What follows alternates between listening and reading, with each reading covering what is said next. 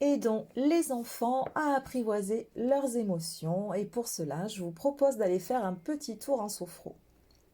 Alors tout d'abord, je veux juste vous donner deux petites notions et vous expliquer pour quelles raisons les enfants sont dans l'incapacité de gérer leurs émotions. Il faut savoir que chez l'adulte, le système nerveux parasympathique, celui qui est notre pédale de frein lorsque nous nous sentons envahis émotionnellement, est actif. Il peut être conscient car le cerveau chez l'adulte est assez mature pour déclencher un processus de relativisation. A contrario, chez l'enfant, ce processus n'est pas encore au point. Ce que nous pouvons donc appeler une crise, un caprice, est en fait une suractivation de son système sympathique qui est donc associée à son incapacité à pouvoir le réguler. Ils ne peuvent donc pas se calmer en toute autonomie car leur cerveau n'est pas encore opérationnel pour cela. Il ne commencera donc à se développer que vers l'âge de 2 ans. L'enfant est donc impulsif par nature. Mais la bonne nouvelle, c'est que nous pouvons l'aider en lui apportant de la douceur, de la chaleur, de l'écoute, des câlins, qui auront comme vertu de diminuer le stress et de favoriser le retour au calme. Pour cela, je vais vous proposer quelques exercices de sophrologie qui pourraient peut-être vous aider. Nous allons parler du ballon d'émotion, le karaté, nous allons frapper dans nos mains, imaginez avoir un bol chaud entre les mains et puis essayer de se servir d'une image ressource. Les exercices de sophrologie sont parfaits pour les enfants lorsque ceux-ci restent ludiques, car ils font appel au corps, à la respiration et bien sûr à l'imagination. Vous pouvez proposer ces exercices pour les enfants à partir de 5 ans et cela les aidera donc à apprivoiser leurs émotions, que ce soit en classe ou à la maison. Nous allons commencer à parler du karaté pour pouvoir évacuer, jeter les émotions un petit peu trop envahissantes à l'extérieur de soi. Pour cela, je vous invite à demander à votre enfant à faire une boule de papier en y mettant toute l'émotion qui l'envahit. Montrez à l'enfant comment la lancer aussi loin que possible. Invitez-le à inspirer, à bloquer quelques instants l'air dans ses poumons et à jeter la boule de papier au sol le plus loin devant lui. Et faites-le recommencer jusqu'à ce qu'il se soit calmé et jusqu'à ce qu'il vous dise que son émotion débordante est plus apaisée. Pour le deuxième exercice, vous pouvez l'inviter à frapper dans ses mains pour mettre par exemple la colère KO. Demandez à l'enfant de frapper très fort dans ses mains pour mettre la colère KO ou toute autre émotion qui le déborderait. Et recommencez autant de fois que nécessaire jusqu'à ce que l'enfant ait déchargé son émotion.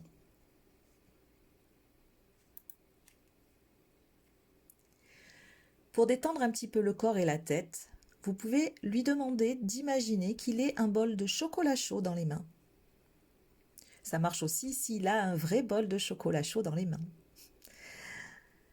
Invitez d'abord votre enfant à imaginer ce bol de chocolat chaud et de sentir la chaleur qui s'en dégage. Et puis demandez-lui de souffler dessus très doucement comme s'il souhaitait le refroidir un petit peu. Et recommencez quelques fois pour entrer le calme dans le corps, dans la tête. C'est un jeu d'inspiration et d'expiration. C'est un travail sur le souffle. Comment se servir d'une image ressource, d'une image qui fait du bien? Vous pouvez inviter votre enfant à imaginer une image, son doudou, un super-héros, peu importe, une image qui lui apporte du réconfort. Ça peut être aussi une personne qu'il aime ou toute autre chose qui pourrait le mettre en sécurité. Il peut faire cet exercice debout, assis, allongé. Et puis, demandez-lui d'inspirer comme s'il souhaitait se remplir de cette image positive. Et souffler pour la diffuser dans l'ensemble de son corps.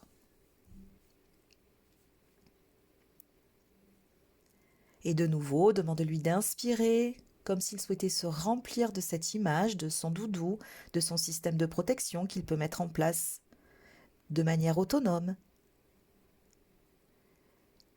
Et demandez-lui de souffler pour diffuser dans l'ensemble de son corps.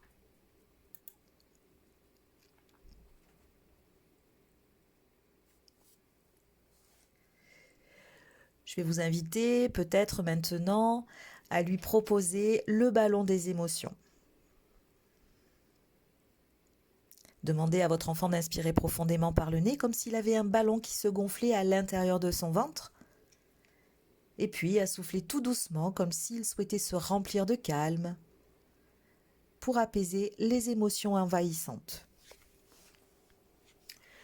Vous pouvez le répéter autant de fois que nécessaire.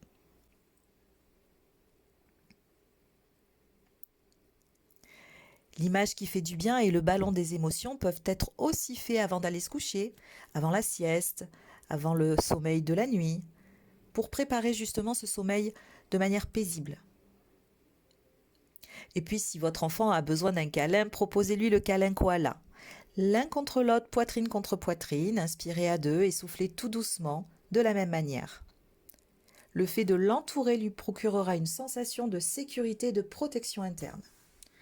Et cet exercice aura pour effet de ralentir le souffle pour atteindre un niveau de sérénité, de calme, de tranquillité.